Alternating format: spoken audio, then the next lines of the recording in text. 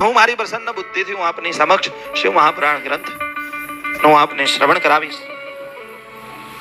પ્રસન્ન રહેવું એ બહુ મોટી વાત છે. બધા જ લોકો પ્રસન્ન રહી શકતા નથી.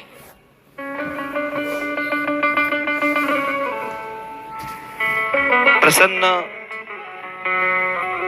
ભલે દુઃખ હોય પણ ગમે તે સેવો સમય હોય એમાં પ્રસન્ન રહેવું ને એ બહુ મોટી વાત છે. સમય તો બધાનો એક સરખો હતો, પણ એ સમયને સાચવી કેમનો લેવો એની જો આવડત હોય તો જીવન સર થઈ શકે છે.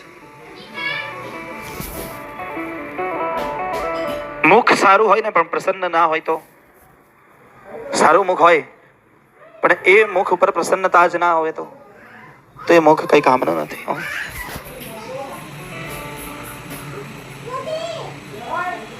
ભલે એક કાળો ડાઘો હશે ને પણ એમાં એક ટપકું ખાલી વ્હાઈટ નું હશે ને તો તમને એ જ દેખાશે, દેખાય ને? એમ માણસના ચહેરા ઉપર જો આખું તમે ઉપરથી નીચે સુધી જુઓ ને, સારા કપડાં પહેર્યા હોય, સારા લાગતા હોય, પણ મુખ ઉપર પ્રસન્નતા ના હોય તો હે એટલે પ્રસન્ન રહેવું ને એ કોઈ બધાની વાત નથી.